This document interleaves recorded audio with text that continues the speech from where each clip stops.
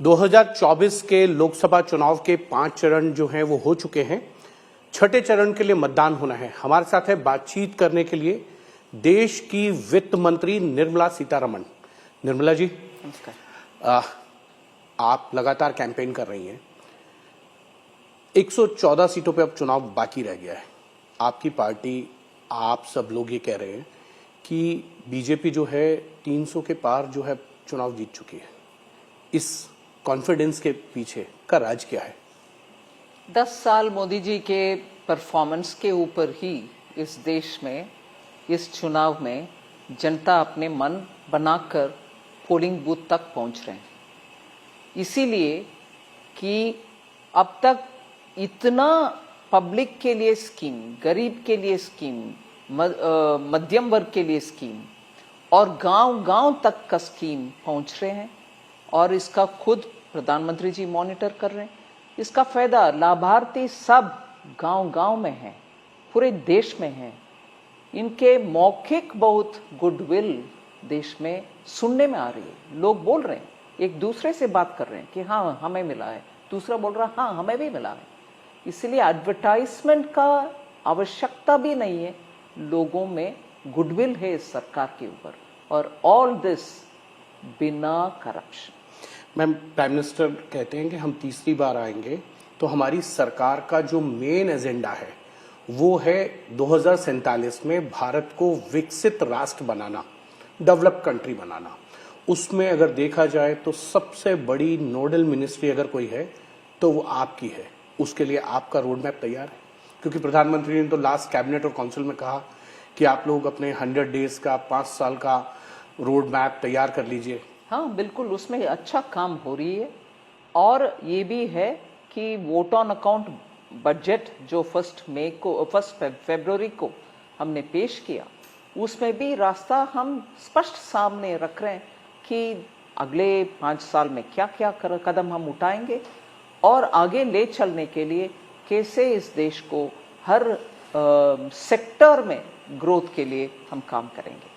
5 trillion economics के लिए तैयारी पूरी है अब आपकी? हाँ, मतलब भारत तीसरी बड़ी अर्थव्यवस्था होने के लिए हम मेहनत कर रहे हैं और उससे हमें उस अभी से काम करने के कारण हम जरूर अगले 1 आध साल में तीसरी बड़ी अर्थव्यवस्था होंगे। मैम, राहुल गांधी हैं, क्योंकि अब हरियाणा, पंजाब में चुनाव है, दिल्ली में चुनाव है। राहुल गांधी ये कह रहे हैं कि अग्निवीर जो स्कीम है, हम उसको 4 जून को जब हमारी सरकार बनेगी, सबसे पहला ऑर्डर अग्निवीर को समाप्त करना होगा। आप देश की रक्षा मंत्री रही हैं, इसको किस रूप में देखती हैं? वो बहुत सारे विषय को समझने से पहले ही उसके ऊपर उनके अपने टिप्पणी दे देते हैं। जैसे राफेल के ऊपर टिप्पणी दिए, हिंदुस्तान एरोनॉटिक्स लिमिटेड HAL के ऊपर टिप्पणी दी है और पब्लिक सेक्टर अंडरटेकिंग सबका हालात के ऊपर टिप्पणी दी है। आज देख लीजिए भारत के सुरक्षा के लिए राफेल कैसे काम आ रहा है। वो जो 10 साल के बाद भी वो खरीद नहीं पाए। HAL का ऑर्डर बुक्स आज 80,000 करोड़ से ज्यादा ऑर्डर उनका एक ही साल में मिल गए हैं। अगले 5-7 साल के लिए उनके पास काफी ऑर्डर्स है, जिससे पब्लिक सेक्टर अंडरटेकिंग का अच्छा आगे बढ़ने का पूरा संभावना है। और इसके अलावा पब्लिक सेक्टर अंडरटेकिंग हर एक का वैल्यूएशन इतना बढ़ गए, वो सब अच्छे हालात में, हेल्थ में है। ऐसे GST के ऊपर भी राहुल गांधी ने बिना समझे, बिना कुछ होमवर्क किए गब्बर सिंह टैक्स बोले और आज आप देख लीजिए हर स्टेट को उससे कितना रेवेन्यू मिल रही है। कॉम्पनसेशन सेस खत्म होने के बाद भी कॉम्पनसेशन अमाउंट जाना 22 अगस्त जून के बाद खत्म ही हो गया है, फिर भी स्टेट्स का रेवेन्यू बढ़ गए। इसीलिए राहुल गांधी जी हर विषय में बिना समझे कुछ ना कुछ बयान देते रहते हैं, इसीलिए मैं उसको बढ़ावा नहीं देना चाहती। पूरा विपक्ष एक सवाल कह रहा है कि बीजेपी महंगाई की बात नहीं करती है, बेरोजगारी की बात नहीं कर रही है, बीजेपी जो है हिंदू मुसलमान करके चुनाव लड़ रही है। आज इलेक्शन कमीशन ने भी इसका संज्ञान लिया है और ये बात कही है कि इस पर ध्यान दे बीजेपी, हिंदू मुसलमान को लेकर ज्यादा बयानबाजी जो है वो नहीं होनी चाहिए। मुझे आश्चर्य लगता है कि जिनके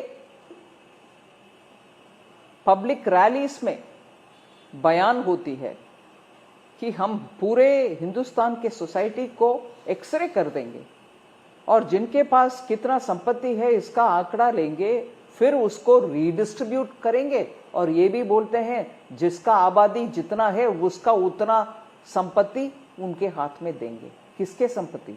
आप पहले शुरू करो ना आपके राजीव गांधी फाउंडेशन से, आप पहले शुरू कर दो ना आपके ही अपने परिवार से। नहीं, देश का पैसा लूट करके सबको देने के लिए यही शुरू किया है उस बात को। मैं दोबारा जिक्र कर रही हूं, प्रधानमंत्री मनमोहन सिंह ने बयान जो दिया है उसमें सरकारी स्टैंप लगाने के लिए कोशिश हुआ कि सरकार के खजाने में पहला हक माइनॉरिटी को होना चाहिए। ये बयान पोलराइजिंग बयान है। इस देश में मजहब के ऊपर भेदभाव रखते हुए कुछ इनको ज्यादा दो इनको कम दो, ये कोई कुछ नहीं है हमारे कॉन्स्टिट्यूशन में। रिजर्वेशन हो कुछ और हो, कोई मजहब के आधारित ऐसे बेनिफिट्स अफर्मेटिव एक्शन का कोई प्रावधान नहीं है। मगर इसका जिक्र करने वाले उनके मैनिफेस्टो में इधर दूसरे जगह तीसरी जगह ऐसे लगा करके, मगर बयानबाजी देने के समय इन तीनों को इकट्ठा करके बात करने वाले कांग्रेस है। भाई हम जरूर ये कह रहे हैं ये गलत रास्ता है। हम सबका साथ सबका विकास मानते हैं और जब आप पूरे देश में देख लीजिए, कहीं भी देख लीजिए, लाभार्थी जो आते हैं सामने उसमें भेदभाव नहीं रहते। सब लोग आते हैं बोलते हैं कि हमें भी मिला है। ये है हमारे रास्ते, ना कि पॉलिटिकल अपीसमेंट, वोट बैंक का सेटिस्फाई करने के लिए, उनको संतुष्टि रखने के लिए कुछ भी बयानबाजी करो, वो नहीं करेंगे हम। लालू प्रसाद यादव जी जो इंडिया अलायंस का मेंबर है वो भी बोले हाँ मुस्लिम्स को रिजर्वेशन देना है। मैम, अपोजिशन कह रहा है कि आप अगर 400 पार आ गए यानी आपकी पार्टी, तो इस बार संविधान बदल देंगे आप देश का। ये बयानबाजी ही उनके हाथ में है। आज जब संविधान इस देश में उस पैमाने पर करने वाले कांग्रेस पार्टी, आपको मालूम है इमरजेंसी के टाइम कितने लोग जेल में बंद थे। जब पार्लियामेंट चलाए, 6वीं साल पार्लियामेंट चलाए और पूरे कॉन्स्टिट्यूशन का अमेंडमेंट, फंडामेंटल चेंजेस ले आने वाले कांग्रेस है। भाई उनसे पूछना चाहिए कि आपको मेजॉरिटी हो नहीं हो, आप पूरे विपक्ष को जेल में रख के 42nd अमेंडमेंट करने वाले कौन है? सोशलिज्म ले आने वाले कौन है? प्रेएम्बल में सेकुलर ले आने वाले कौन है? डॉक्टर अंबेडकर ओरिजिनली 1947 के कॉन्स्टिट्यूशन में ये सब नहीं लगाया, कांग्रेस पार्टी ले आए ये सब अमेंडमेंट्स। सो कांग्रेस पार्टी जो किया उसको पहले एक्सप्लेन करने के लिए बोलिए कि कौन दिया इनको मैंडेट कॉन्स्टिट्यूशन को बदलने के लिए। अभी क्यों लोग को डराने वाले बात कर रहे हैं ये। और दूसरा भी बोलूं, अगर इनको मैंडेट मिलता है, क्या ये स्पष्ट कर सकते हैं, स्टेटमेंट दे सकते हैं कि आर्टिकल 370 को वापस नहीं लेंगे? ये पूछिए ना उनसे। आ रहे हैं, इंडिया अलायंस गवर्नमेंट फॉर्म करने वाले हैं, जरूर इसके ऊपर जवाब देने के लिए उनसे पूछिए। मैम, एक सवाल है आम आदमी पार्टी पर, स्वाति मालीवाल को लेकर। आम आदमी पार्टी कह रही है कि स्वाति मालीवाल के इशू के पीछे भारतीय जनता पार्टी है, जो आरोप लगाए हैं। ये शर्मनाक बयान है आम आदमी पार्टी का, और मैं आपसे विनती कर रही हूं ऐसे बयान को आपके मुंह द्वारा दोबारा जिक्र करके पत्रकारिता के स्थान को कम नहीं करना, क्योंकि एक महिला को पिटाई हुई है, चीफ मिनिस्टर साहब के घर में ही पिटाई हुई है, जब वो घर में थे उस समय पिटाई हुई है, और पीटने वाले इनके पीएस है। इतनी सारे स्पष्ट है। जब वो महिला, और ये साधारण महिला नहीं है, राज्यसभा में मेंबर है, उन्हीं के पार्टी के मेंबर, रात में उधर से पिटाई होने के समय पिटाई हो रही है और पुलिस को खबर दे रही है उनके फोन के द्वारा। इतने होने के बाद स्टेटमेंट, बयान या कुछ एक्सप्लेनेशन देने का जिम्मेदारी सीएम के ऊपर है। उसमें एक शब्द नहीं कहे, मगर उसका उल्टा करके ये कोई पार्टी का एजेंट है बोलने के लिए शर्म होना चाहिए। दिल्ली के चीफ मिनिस्टर महिला का सुरक्षा के विषय में सामने होकर के बोलना चाहिए कि क्या हुआ, मैं न्याय दिलाऊंगा। क्यों अगले दिन राज्यसभा के दूसरे मेंबर आम आदमी पार्टी के संजय सिंह जी बाहर आकर के बोले नहीं कि एक्शन लेंगे हम? एक्शन नहीं लिया, उसी अक्यूज्ड के साथ लखनऊ में घूम रहे हैं चीफ मिनिस्टर। अब एक सवाल यह है, अरविंद केजरीवाल ये कह रहे हैं कि अगर बीजेपी जीत गई तो उनको जेल जाना पड़ेगा, अगर बीजेपी नहीं जीती तो वो जेल नहीं जाएंगे, इसलिए बीजेपी को हराना बहुत जरूरी है। वो इलेक्शन कैंपेन के लिए पेरोल पे आए हैं बाहर, वो ये कह के कैंपेन कर रहे हैं अपना पूरा। बीच में कोर्ट जैसे एक इंस्टीट्यूशन नहीं है क्या? इनको बाहर आकर के 2 तारीख तक आप कैंपेन करो, वगैरह करो, 2 तारीख वापस आकर सरेंडर करो, कहने वाले कौन है भाई? बीजेपी है क्या? कोर्ट है। कम से कम न्यायाधीश को अवमानना ना करना।